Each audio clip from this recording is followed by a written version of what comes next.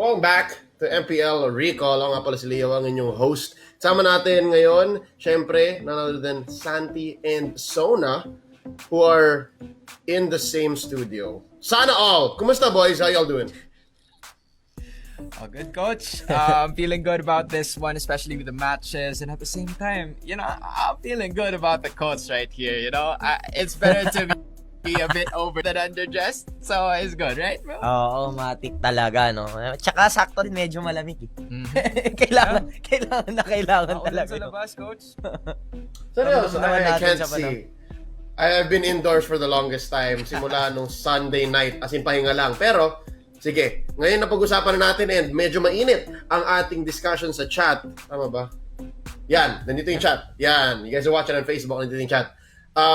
Let's go ahead and discuss the mid-season report, no? Kumusta nga ba ang mga teams and what are they up to? Let's first talk about the top 4 teams performing much better in Season 8. We have their Blacklist International, Onyx Philippines, RSGPH, and Echo as well. Unahin natin ang ating defending champions and we couldn't have asked for any better. Alright? This is Blacklist International and their lineup only changed by one player. Si Haji lang ang pinasok nila and they are still sitting undefeated or standing undefeated. Basta, they're 8-0, which is one more than their Season 7 performance. Kasi natalo sila nung Bren, nung Season 7. They went 7-1. Now they're 8-0.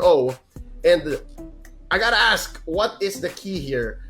Ube strat pa rin ba? Ano bang ginagawa ng Blacklist na tama? I mean, you don't have to change something if it ain't broken. Like, ang laking bagay na they're putting quality over quantity by just adding one person. And for him to be able to, for Haji, the newest player on the makapag-gel well with the other members of Blacklist International is something that we really have to take into consideration. Mas nabibigyan ng variety. Kasi this is Ube with a twist. Na parang, pwede pa pala tayong gumamit ng ibang mga heroes. 'Di ba? Ngayon, hindi na madalas binaban si Queen V. 'Di ba? Cancel the Queen is no longer a thing. Kasi parang, ano pang sense na iban natin si V, 'di ba? So, parang ganun yung nagiging kaso. Parang kasi pag inubos mo nga yung bans mo sa isang player lang, parang doon naman na-open up yung mga heroes, no? Ni Edward, ni Oeb, ni Wise. Ang daming na-open up para sa ibang teammates niya. And eventually, yung Blacklist kasi, masasabi mo nag-work talaga sila as a team. Kumbaga, yung pressure kasi all over the map. Hindi lang siya focus doon sa V-Wise. Nandun pa rin yung yung side lanes na napakalakas. Andyan din yung tank na addition. Diba? And yung versatility doon pumasok na pwede si Venus mag-switch doon sa from mid lane mage, pwede rin siya mag roaming. So ang laking addition kahit isa lang yun nga, quality over quantity. Hindi nila kailangan ng masyadong maraming dagdag for their roster para lang ma-maintain or ma-improve yung ginawa nilang record last season. Let's talk about the next team here in the rundown, and that's Onyx Philippines. All right, it's Onyx time for Baloyski as he leads his old team. No, back wearing black and yellow.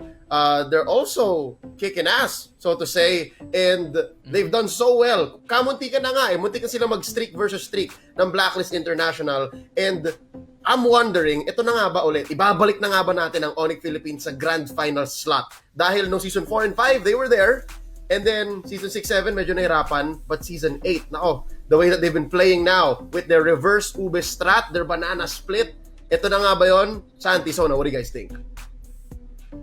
Doon kasi nakita natin yung yung improvement niya na dumami sila. Ito naman, quality, tapos may quantity. Onyx. Adding some players of different flavors, tapos lahat yun na shuffle nila. Doon pumapasok nga talaga, nasabi ko pa nung last sa recall na talagang maganda yung balasa ng mga members or players dito sa Onyx. Nagkaroon sila ng mga struggle dito sa past games, hindi nga nila natuloy yung streak nila, unlike Blacklist. Pero andyan pa rin makikita mo pa rin talaga na yung init ni Baloyski na gustong-gusto niya i-lead nga yung former team niya, as mentioned ni Coach. Ibang klase yung kanilang pinapakita. And ang gusto ko talaga dito for Onyx, the versatility of Kyrie din. Kahit hindi siya nawawala in Baloyski, isipin mo, mahirap maglaro ng iba-iba yung teammates mo. Hindi lang yung bagong teammate or yung bagong player yung papasok, mahihirapan mag-adjust Even the players na nakakasanayan nila. Kasi, for example, if the captain, na siya yung nagsha-shot call, si Baloyski, pag pumasok si Bicophobia or si Bimo, parang hindi mo alam kung sino yung mas aanuhin mo kung saan ka susunod And doon ako nabibilib kanila Kyrie Kel Baloyski na sila yung constant, nakakapag-adjust din sila, and same goes with the other members. But at the same time, hindi mo rin pwedeng i-disregard yung mga bumabagong pasok na, alam mo yun, they're going to adjust na hindi sila naglalaro, and then at the same time, they're designated for one play style na hindi ginagawa with the other members. Mycophobia is kind of playing different when Bimo is inside. And at the same time, ganun din pag vice versa. So nakikita talaga natin yung versatility. I'm really glad you said that because of the legends or essentials na ibinigay sa atin ni Coach Lieb. You also have to comment the home management. So far, nakikita talaga natin na whether they're trying to go for team fights, they're trying to go for the objectives, Pejing, Marky, Basag, Kapasyo. And at the same time, kasi yun yung napapansin natin so far objectives, turtle takes, lord takes, nandyan sa kanila lahat yan. Yes, they didn't beat Blacklist International, that's why they're on the top 2 spot, but that just showed a glimpse na posibleng makita natin finals. Talking about some teams that, again, I hate to draw the line, the standard, but that's what they actually are. Echo actually came really close to break in the code last weekend, and it was off the back of some crazy plan to actually just use the glue, use the clod, and then just break them all up. Buti na lang on point si Oheb, but the topic at hand here is Echo. And so far, I think it really just did take quite a while. Syempre, meron nangyari off camera, out of the game. And that's what kind of that's what led to the stumble of Echo. Pero when it comes down to it, again, kapag may Benny Cutie ka, syempre yung utak ni Dale, of course, you have the multi-time championship captain na si Raflesia, you have a young player that's so talented like Hades. Promise, there's so much more that Echo can show us, and if their first round against Blacklist was a proof of concept, I'm excited for the sequel. I'm excited for yung actual run kasi ang lapit na Lalo na, alam natin, and I'm just theory crafting here, guys. Alam ko sa chat, nag-usap na kayo dyan. Si Florin, parang Estes. So, let's say open si Estes, open si Florin. It kind of doesn't matter because Echo kind of found a solution. They're on their way to a solution. So, I'm guessing there's something here. And based on timing, feeling ko si Florin pasok siya playoffs pa lang. Playoffs pa. Playoffs pa papasok si Florin kasi kung bukas siya lalabas, then timing-wise. So, I don't know. But let's cover the last team here. We're talking about the blue and white, RSG, PH. They are undeniably doing so well for a team that not many people had expectations for prior to Season 8. And this weekend, nagpakita sila ng fundamentals. Kahit na natalo sila nung unang araw, bumabawi.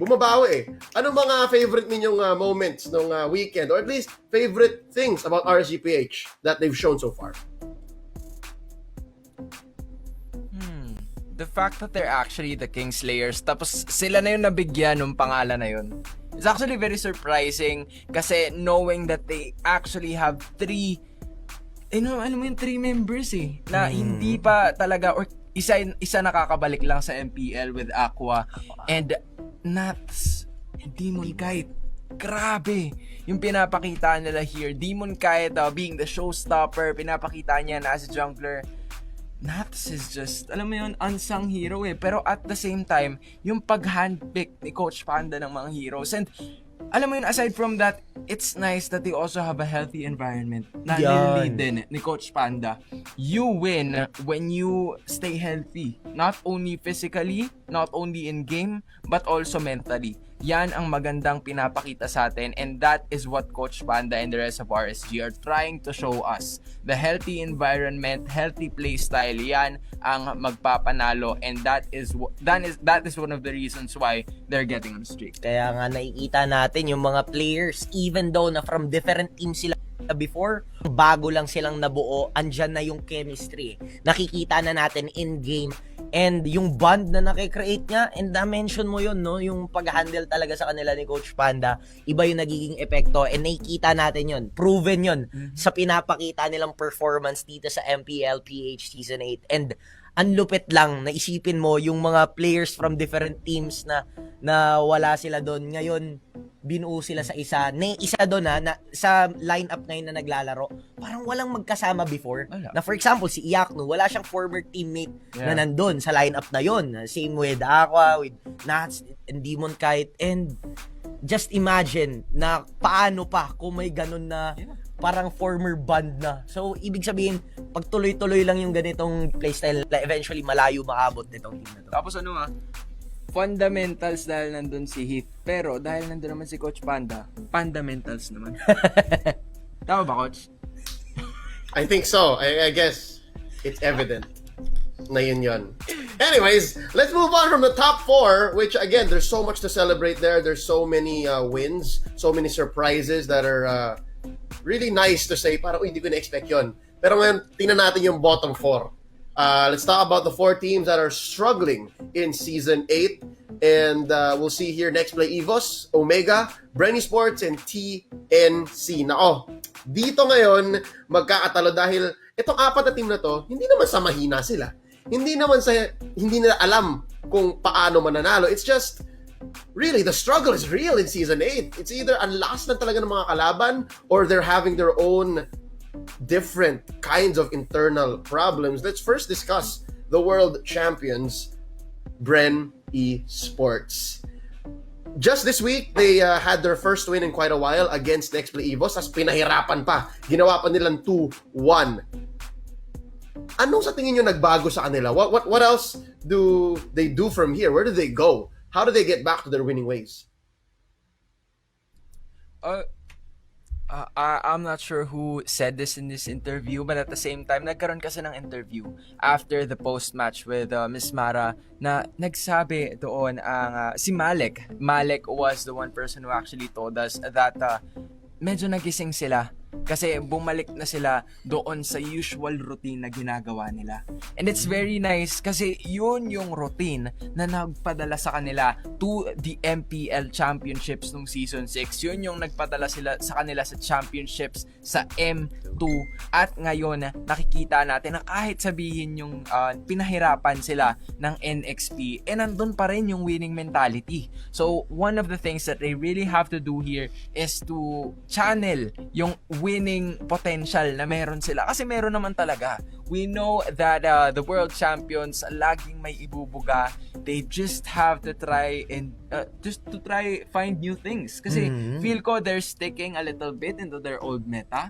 And one of the things na kailangan siguro nilang gawin is for them to be able to find their new niche, the new Bren, the new world champions. Kasi hopefully gaya siguro ng iba sa ating mga viewers, hindi ako naniniwala na nasa bottom lang sila ng standings eh. Meron paling chance na umangat sila from the ashes and show the world what they are made of. Hindi malabo mangyari yan. And ito na nga yung simula, nakita na natin. And nandun yung inaabangan natin na maglalagay sila or ipapasok nila yung player, which is si Malik. Oo, nagkaroon ng changes doon, pero hindi pa nahahanap ng Bren mismo eh. Dito pa natin nakita talaga versus NXPE na talagang nandyan pa rin yung puso ng kampyon. And talagang yun nga, tama ka sinabi mo, parang hinahanap lang nila paunti-unti. And once na mag-grasp na nila yung hinahanap nila na kulang doon sa old Bren, eventually, makukuha na nila yung groove dito sa MPL Season 8. And ito na nga yung simula. Nararamdaman na rin natin. Yeah. Let's talk about Bren Esports' apprentice that is slowly clawing their way out of that shadow. Let's bring up TNC. Alright, TNC Pro Team, and already pinag-uusapan na sa chat na bad gamble ang alisin si Trimar. Honestly, I don't know if it was a gamble. I don't know if they were really trying something out, if it was an experiment with controlled factors. Pero sa totoo lang, this is a lesson that I don't think is too expensive yet to learn. Okay? Yes, they're at the bottom.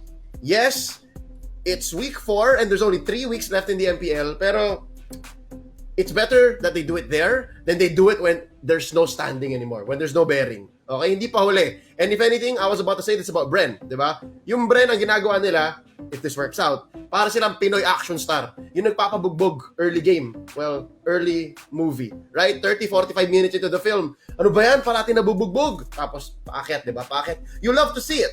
But now, for TNC, nasa pangalan na nila eh. Nasa hashtag nila, always rise. So right now, there's nowhere else to go but to rise. Diba? So we'll see kung ibabalik nila this week si Trimar, kung anong gagawin nila sa kanilang lineup and what kind of gameplay we'll see from them. Sakto, perfectly set to. Dahil may bagong patch and we'll see how they take advantage of that. And I don't know, it's quite the tall order. Ang sunod nilang kalaban, I think, is Blacklist.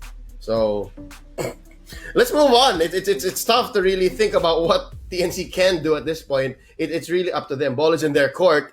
Let's bring up here another fan favorite. Let's bring up Omega. No, may mga nag-mention na dito ng Omega ang tinaguriang Kings of C. Dating execration lineup na ngayon still here or there. Meron silang tinatawag na Omega timer. Meron silang it's Omega time. 18 minutes pa rin. Kaya ba nila tong ibawi? Lower bracket run na naman ba to? Parang season 7? Possible na possible talaga na mangyari yon. And hindi, andyan din eh. Kung yung Bren na Heart of the Champions, ganun din to eh. Galing din to sa championship, sa MSC. And of course, medyo nga na-delay lang din. Kumbaga ngayon, parang similar to Bren din sila na hinahanap yung group kasi kakabalik nga lang ni Kelra. Yeah. And meron silang mga games na nagdo-dominate. Meron din na parang medyo nangangapa na hinahanap pa rin talaga nila. And same with Bren, parang similar lang na parang hindi pa nila nahanap din yung kulang or yung to spice things up for their team. Yung Omega, strong as ever pa rin. Sadyang medyo nagkakaroon nga ng problema. Internal lang din, masasabi ko nga, yun nga, yung pagbabalik ni Kelra, na-delay kasi. So, compared to the other teams na nakapag-prepare ng mas mahaba, ngayon, medyo humahabol na sila. So, as soon as possible, na makahabol na sila doon and makuha na ulit nila yung groove, matik, etong Omega talaga. Yeah. Pwedeng i-climb talaga tong leaderboards. Yeah, doon din kasi sila nahirapan. In the first few weeks, they were looking for players to try to fit in Kelra's shoes. So during the said suspension nga, pinasok nila sa Hito, it didn't work out the first time. They tried to put it Ryzen, gumana naman. But at the same time, iba rin kasi yung factor na dinadala dito ni Kelra whenever he is in the gold lane. But at the same time, kung may sinasabi si Coach Leo kanina na parang yung bida, nagpapabugbog sa una, feeling ko, ito rin eh, ganito rin sila eh. Kasi the late game Kings can also be the late league Kings. Kasi pwede talaga silang bumawi. They have the reputation of doing that. Eto Max, kompleto pa rin ang kanilang squad. You know, the rest of the members are still there. They're still making the picks. I think it all boils down to the execution. And some players also need to step up. We haven't seen Chakno recently na medyo nakakapagbigay ng mga big time plays niya. But at the same time, if all falls into place na nakikita natin na gumagana na talaga sila, it's going to be a big thing.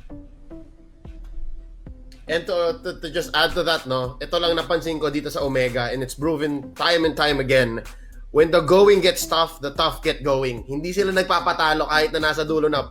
Omega ang nagturo sa atin, guys, na basta may base pa, hindi pa tapos ang laban. Alright?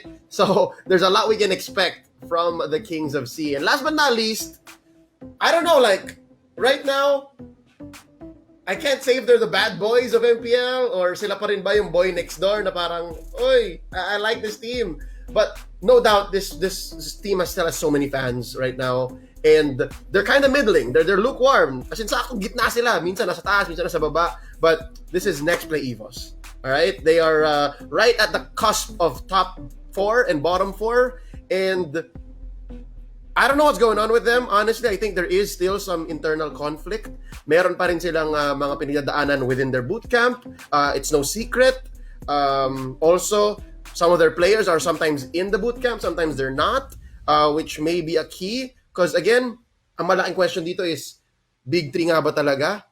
And we have maybe 70-80% of the statistics saying yes. Dahil kapag wala si Rene J, meron silang certain percentage na win rate. Pero pag nandyan si Rene J, it skews so far up. As in, I think the numbers were something like 15% win without Rene J, 85% win with Rene J. So, di ba? Yung win streak nila nung season 8, just a couple weeks back, came from Rene J or with Rene J. So what does that mean, right? There's so many questions and so few answers that we can actually get dahil hindi naman ikikwento yan ni Zico, hindi naman ikwento ni Midnight yan. They're gonna keep that close to their chests. So I'm looking forward to what else Next Play EVOS can do, how they can evolve. And again, this week's new patch is going to really break the meta open. Sobrang excited na ako. And I appreciate you guys for joining us via chat. Actually, eto so Santi, I feel like our audience today are smarter than us. Dahil sinasabi natin tungkol sa teams, saan nila nagdidiscuss na sila ng metagame. Nagdidiscuss na sila ng possibilities kung ano mangyayari this week 5. Oh, week. Yes. 5.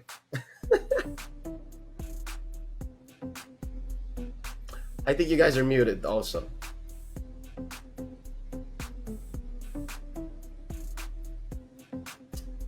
Okay. We will get your microphones fixed, boys. Alright. Sige, mukhang may nakalabit kayo. Pero from here, guys, share nyo lang sa amin yung thoughts. Let us know what your solutions are for the teams in top 4. In bottom 4, top 4, enjoyin nyo lang sila. Dahil malakas sila eh. Okay? They're doing great. Okay? But also, we'll go on and move up to our next segment, which is the Mid-Season Awards. Mid-Season Awards, hindi pa naman to ipapamigay, wala namang mananalo, but mayroon tayong mga kandidato, okay? Walang panalo pero may kandidato. And the fact na napansin natin itong mga candidates natin is a big deal, okay? Inaantay lang natin na mag-correct itong dalawang to. Sakto gagayin ko yung mukha nila para uniform kami. Galing ko, no? Hindi halata. Oo. Ba't may tumayo? Uy, balik ka na. Halika, may show pa tayo. May kumukuha. Okay. Yan. Sige. Okay na. Yeah, guys. yeah. Sana na-screenshot niyo yun, I think you were a little choppy a while ago. I believe you were saying something. No. Sabi ko mag-mid-season awards na tayo. Game. Let's do it. Mid-season awards. And the first category is Coach of the Season. Sino ba ang pinaka-paborito nating mga mentor ngayon sa MPL Philippines Season 8?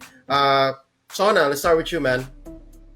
Yeah, definitely it would be an honor because the mentors nakikita natin here is going to be Bonchan, Yeb, and Panda. 3 of the biggest names in the MPL as of the moment, considering that these are also the 3 teams na lamang pagdating sa ating standing. So it's very important that we look into these coaches na nagpro-promote din ng healthy environment. Nakwento sa atin before that Bonchan has absolutely been trying to make sure na okay siya pagdating sa mga team compositions, and he's continuously making up plays for the Ube strat to work. And it's very interesting dahil now nakikita pa rin natin yan continuously, and it's very important. At the same time, Coach Yeb is also there. It's nice na nakikita na it's nice for him to be able to lead these guys back into their winning ways, kasi from their defeat in the playoffs last season, nakikita with him being in the lineup, ang laki ng impact na ibibigay niya. And at the same time, who would give the less of an impact or more of an impact than Coach Panda himself? Healthy environment, healthy players. Nabanggit niya sa isa sa mga interviews niya na it's na having something that is healthy is going to promote your players to do something good. And yun yung naging resulta after the defeat against Blacklist International. Parang hindi pa dito natatapos yung laban. They won 2 more games, having 3, yung endurance nandun eh. Kaya these coaches are like the best ones for me so far. Alright, I agree. I'm wondering na kung meron ba tayong pinagkaiba. Kasi mamaya pag nakita niyo akin, magkamukha yata. Santi, how about you? Who are your coaches of the season candidates? For me, mukhang magkakamukha lang din. And we have, for our first is Yeb Meister. I'm a really fan of Coach Yeb dahil nga sa ginagawa niya. Paulit-ulit ko talaga sasabihin, which is yung balasa. Yung balasa niya sa players, alam niya kung kailan niya di ba, ipapasok yung player na ganito. Paano niya na-create yung chemistry between the players na iba-iba yung mga kasama. Ibig sabihin, aside doon sa MLBB na practice nila, meron silang ginagawa na activity or something na makaka-create talaga ng bond kasi knowing na merong mga bagong pasok and pagpasok din ni Baloy. So, parang natutulungan niya itong mga players na to na mag-connect din. And for my second one, we have Bonchan.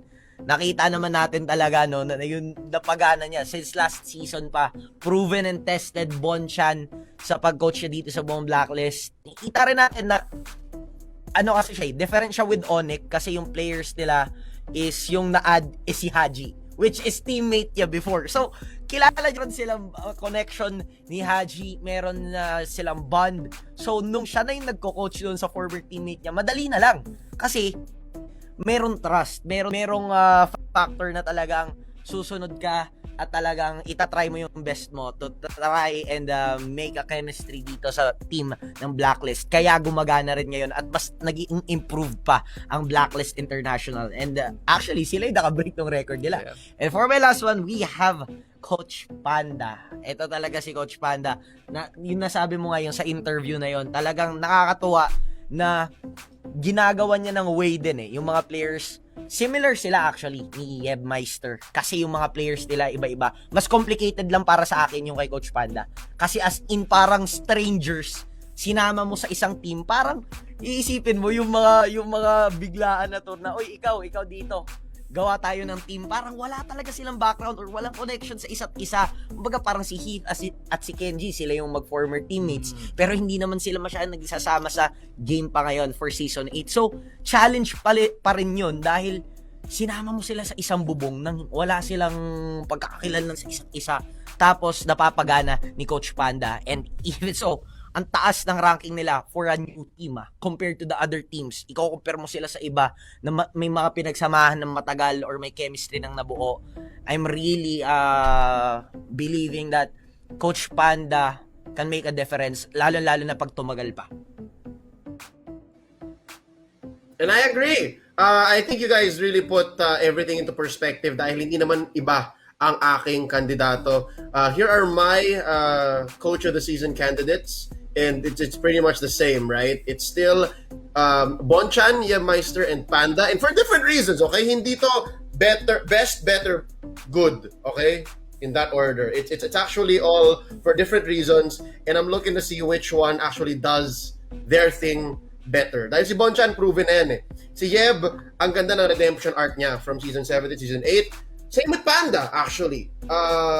Panda and Yeb had that difficult Season 7s, pero ngayon, like, given a new team, a different drive, kita mo talagang magsha-shine through sila sa ginagawa nila. So, it's these three that I also consider for my Coach of the Season candidates. Let's move on to the next category, and that is Rookie of the Season. Ito medyo madami din dito. Medyo madami din tayong pwede consider na Rookie of the Season, pero tingin natin, sino nga ba ang iyong candidates, Sona, for Rookie of the Season?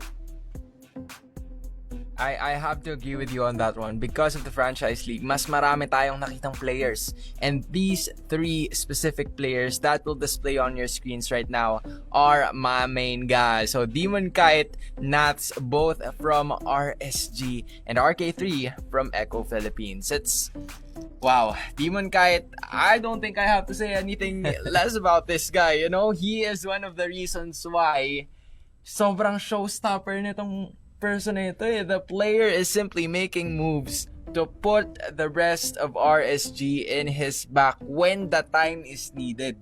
So, ang ganda ng impact niya. Alam mo yun, in his former team, kilala na natin siya. Diba, amateur scene, non-MPL tournaments, nandun siya. But at the same time, yung impact niya with this RSG squad, nararamdaman na rin ng buong MPL. And the same goes for Nats.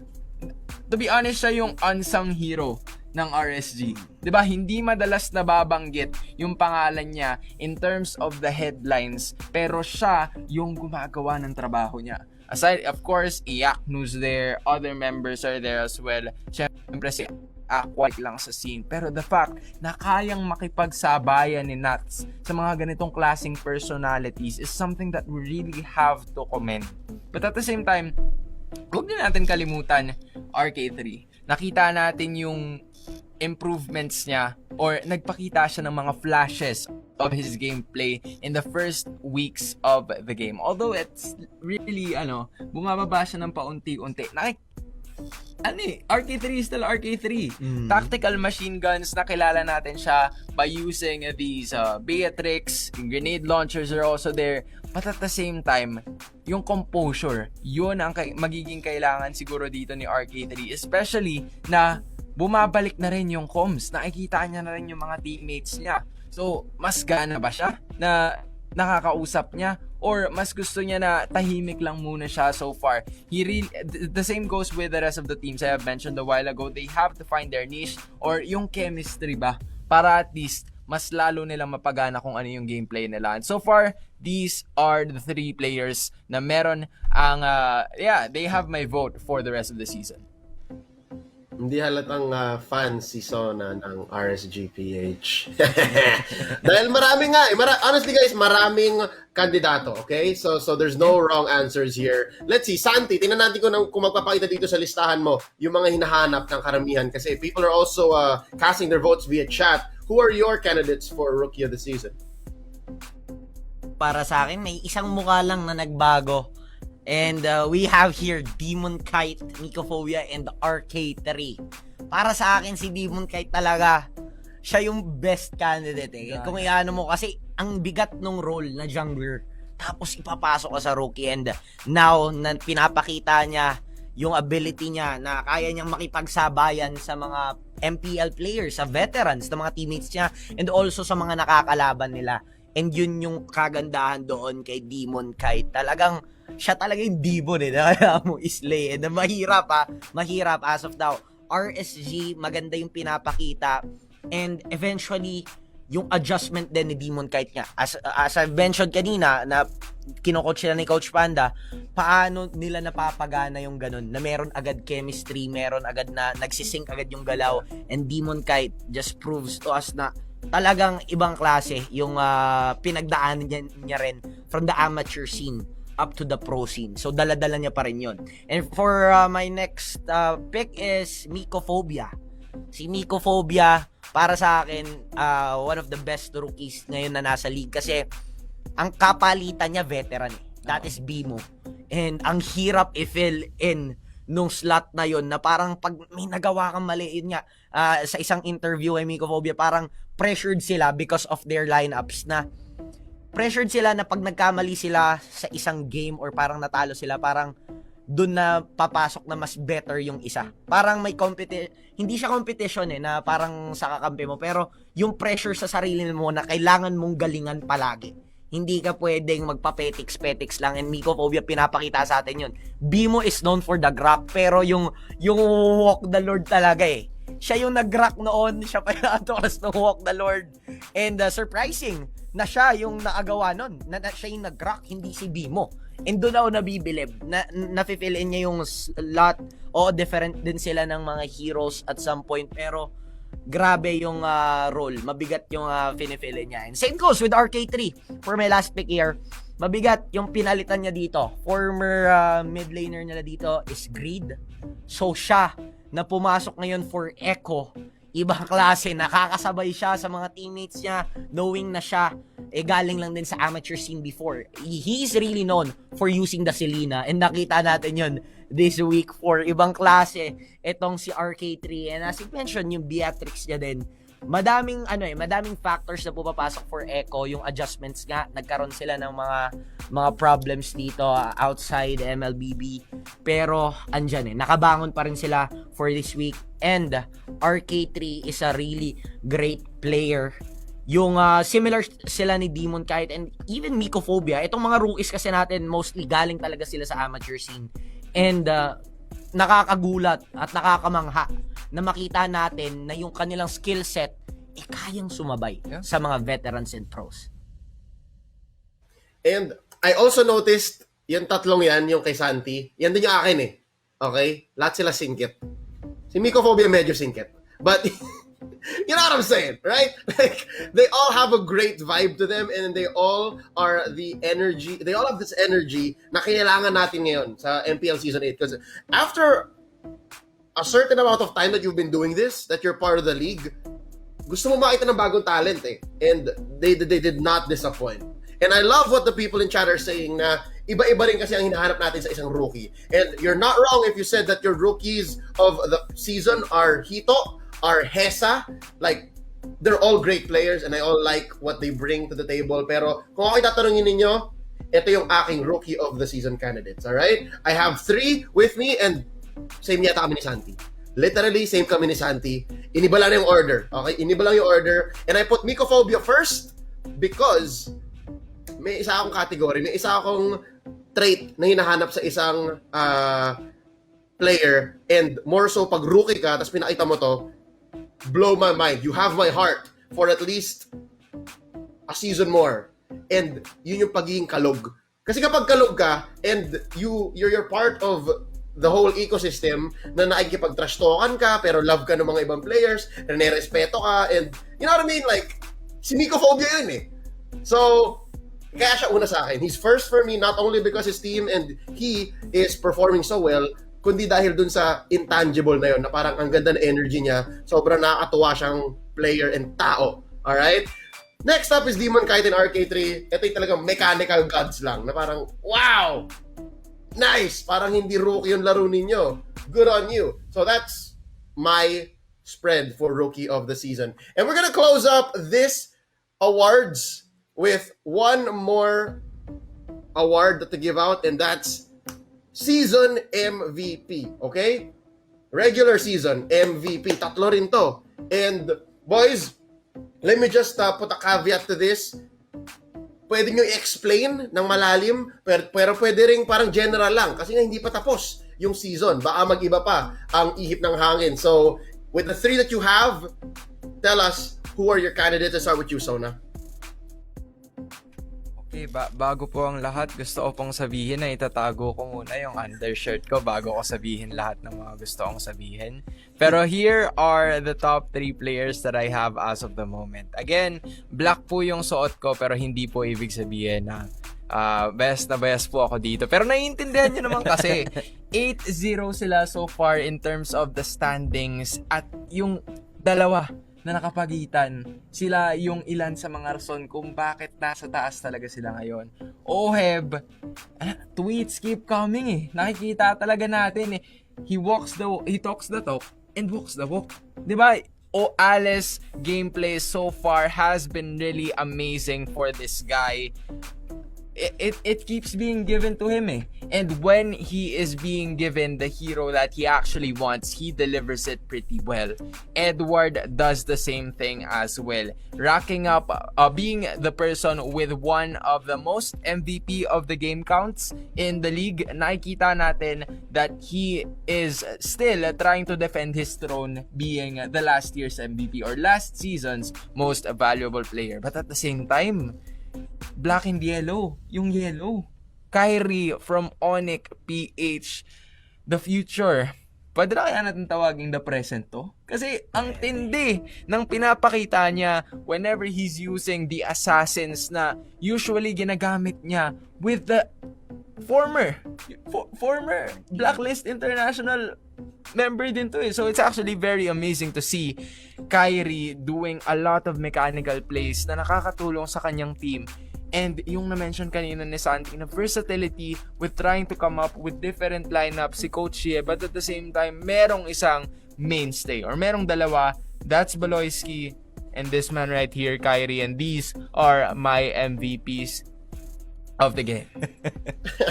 Sabay taklob no? Sabay taklob. Sige, Santi, sinong MVP candidates mo for the regular season? For me, very similar lang din with Sona. Pero para may isa lang din ulit na nabago. And here are my candidates for the MVP. We have the Queen, Oh My Venus, together with Kyrie and Oheb. Si Queen V talaga. Ito yung ano ko kasi ako fan ako nung Estes niya way back from Onyx pa siya. Yung Estes na pick niya, ginagamit din namin to with my squad. And sa mga ranked games, hindi namin siya mapagana. Nagsa-struggle kami up until now. Pero pag sa MPL nakikita mo yung Estes niya, bakit gumagana? Heal lahat buhay ng kakampi niya. And doon ako, mahirap yung job niya. That is why hindi nga natin madalas nakikita from other teams It's because mahirap siyang paganahin. And only the Queen has the ability to do that. And doon ako nabibilib. And for me talaga, siya yung pinaka-goods na candidate for the MVP for me. And up next is Kyrie. Kyrie, ang laki ng naging improvement niya coming in from the last season na nag-a-adjust pa siya between the roles. Na parang nangangapa pa siya, nagme-mid lane siya, may mga Selena picks pa nga siya before. Pero ngayon, talagang jungler na siya. Siya na talaga yung jungler ng Onyx, constant player na hindi na natatanggal sa roster. And ang laki ng improvement. Ibang klase rin talaga yung pagsabay niya dito sa meta and also sa mga teams na nag-improve over time.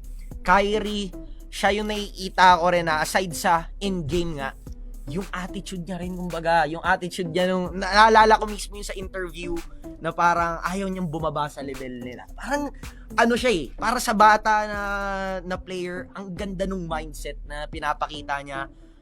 Nagfo-focus siya sa self niya on his grind and pinapakita niya yun. Hindi niya sinasagot with words, but with the performance. And for the last, I have here Oheb. Actually, nag-aano ko between Oheb and Edward kasi parang same nga sila ng ginagawa. Parang binase ko na lang siya from the performance dito sa week na to. Talagang si Oheb.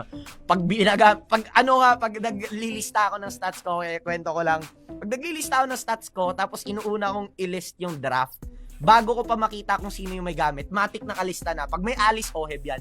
Pag may Benedetta, may Pakito, Edward yan. Ganun sila na merong identity yung hero na pag sinabi mo Alice, Oheb yan. And dun ko nakita talaga yung mastery niya with the hero, not only with the Alice, yung Harith din, lahat ng ginagamit nila. And that is why Blacklist is a really strong team. Dahil nga hindi lang dun umiikot sa VY Tandem or kay Haji, andyan yung strong side lanes nila. So definitely Oheb here, siya yung last pick ko for the MVP. Legit yung Oheb ni Alice, yung Estes ni V. But let's see, I honestly don't remember what I put in for my candidates, but it should make sense. Feeling ko hindi naman ganun kaiba, pero pakita na natin ang aking regular season MVP candidates. Here they are. Uy, medyo iba! Alright, cool. Okay, so una dyan, ang prodigal son, the franchise player, Mr. AJ Baloyski. Hindi naman sikreto na mahilig ako sa mga players na wala sa laro.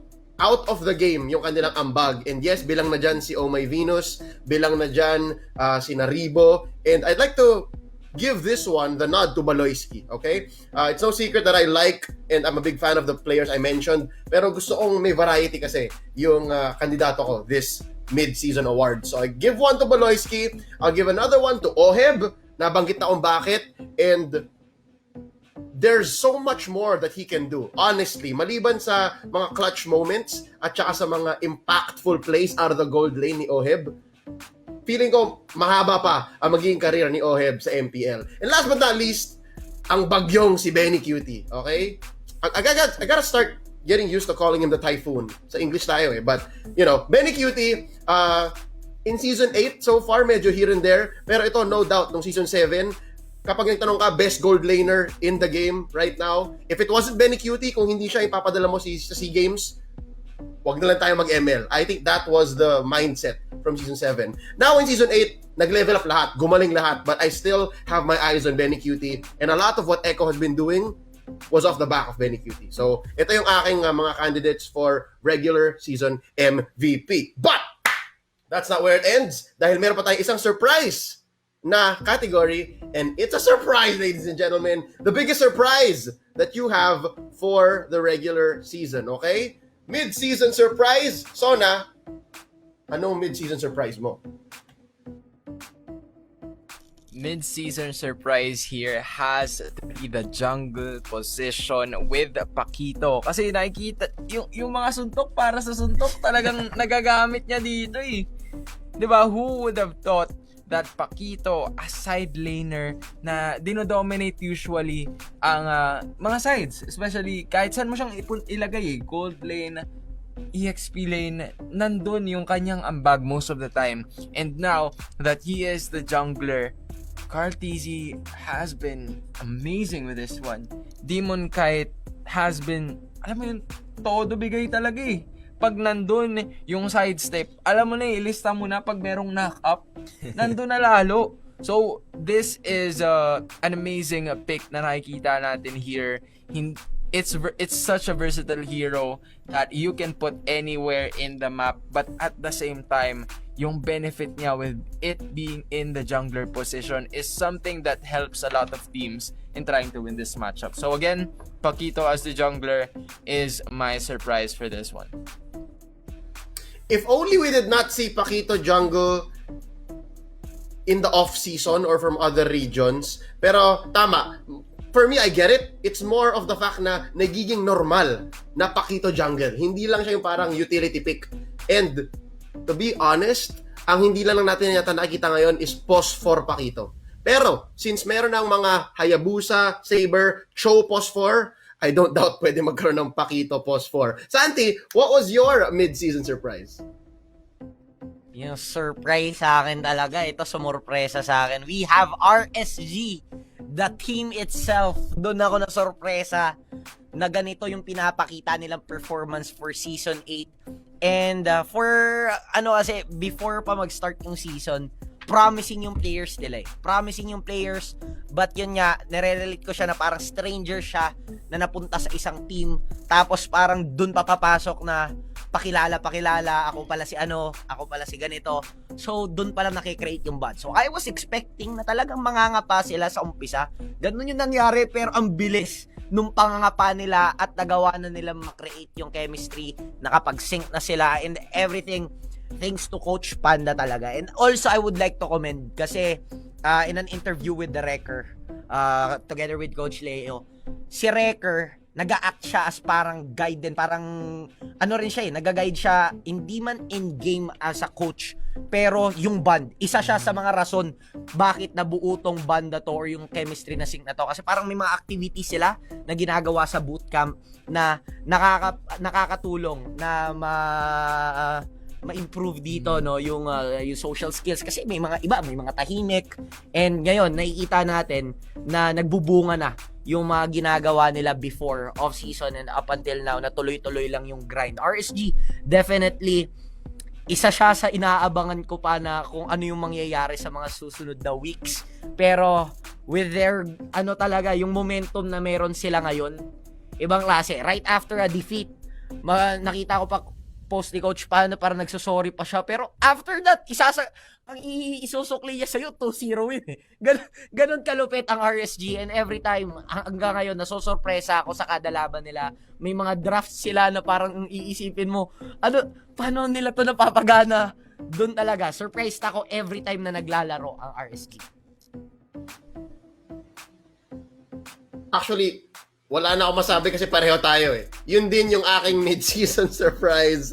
I was also so happily and pleasantly excited to see what the true wild card of MPL was gonna bring, and they did not disappoint, honestly. Sobrang saya ko, sobrang proud ako para dun sa ating tropa pips na si Changrock Im, aka Coach Panda, and he really did good work with these boys. And of course, kaya pare Edison na rin, kaya Wrecker. I'm glad that it wasn't all just bark. They have quite the bite.